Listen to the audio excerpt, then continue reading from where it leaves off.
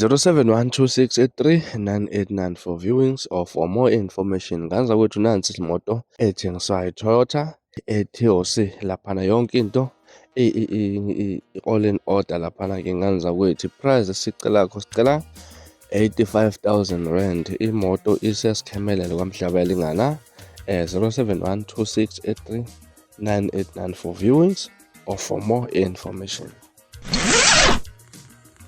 Yebo sawubona sisi. Kunjani ngane yakwethu? Siyayiphilela inkosi. Nakuba kunjenake. Hey mfowethu, yabona nje isimo lesovela ungazi ngempela ukuthi ungathi mawukhuluma uqale ngakuphi indlela esigqemeke ingozi engiqiyantwala ngayo.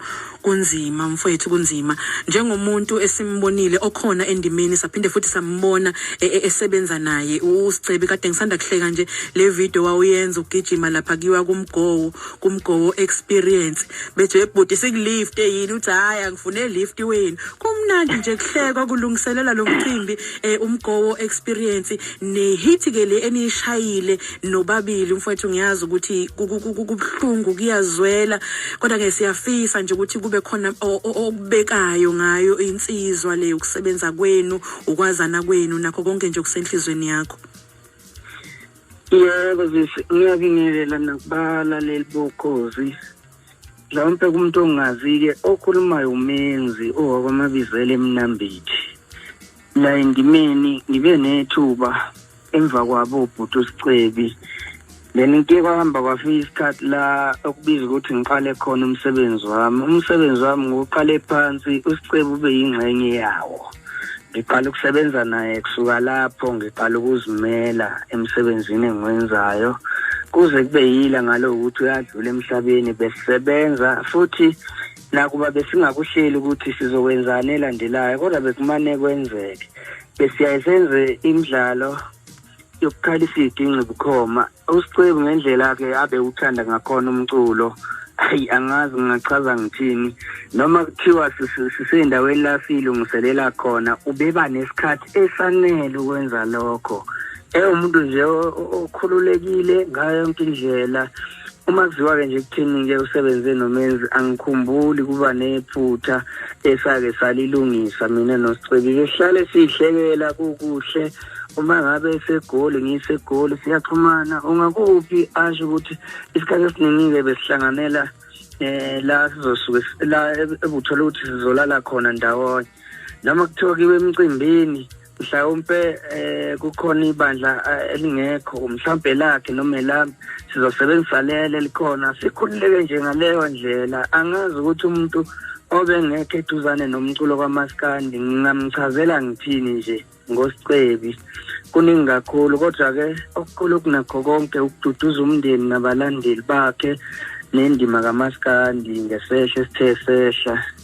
Engathi uNkulunkulu engawapholisa amanxeba kubalandeli nomndeni ebese impilo iyaqhubeka emndenini. Menzi bhuti mfethu uvela angazi ayaphela amazwi mfethu ngiyazi ukuthi kubhlungu ngendlela esimangaliso kodwa ezikhathini enjengana lezi siyaye sithi ake sibheke okuhle okwenzakalile ngesikhathi sakhona sibonge impilo yakhe. Kukhona abathokozayo ukuthi sitholile ithuba lokuthi sisebenze naye, abanye bayathokoza ukuthi sake sahlangana naye uke waba yilunga lomndeni wethu sike sasondelana naye. Yebo kubhlungu impela kodwa mfowethu engathi ke uNkulunkulu enganiqinisa nonke namaciko bonke abathandi bomculo wakhe.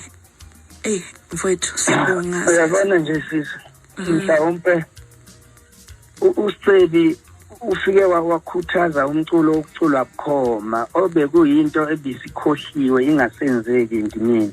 Besiyithanda ke thina ke kodwa ke ngoba besingenawo amandla okwenza lokho naye ngiyacabanga ukuthi ubebambe inzima besibona ukuthi ubambe inzima. Yafisa ke ngazuthi ke abantu abanamandla bengasilekelela leyanto ebeyenzwa uSicebe ingapheli.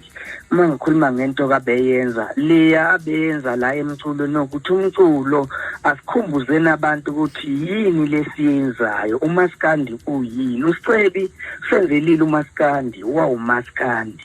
Ngicela ukuthi ke abantu abanamandla beqhubeke besilekelele entweni ezinjengalezi ebezenziwa uSicebe. Imicimbi yokuculwa bukhoma ingapheli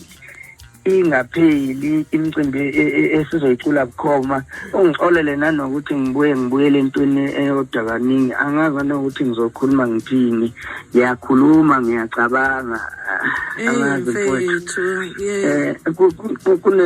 Kunamaculo kagcina ukwenza uSicebe. Ngiyafisa ukuthi lawo nje kakhulukazi aqondene naye, engathi abantu bengaya beyolalela umculo ukuze nasekhaya uzokwenza umehluko, ngoba umculo lo esiwucula sesawufaka online ukuthi usilekelele. Nakuba kuthiwa kasekho-ke emhlabeni uSicebe, umculo wakhe usasebenza. Ngifisa abantu baqhubeke bawulalele, kube nento njalo ezohlala isikhumbuza ukuthi umculo wakhe usekhona.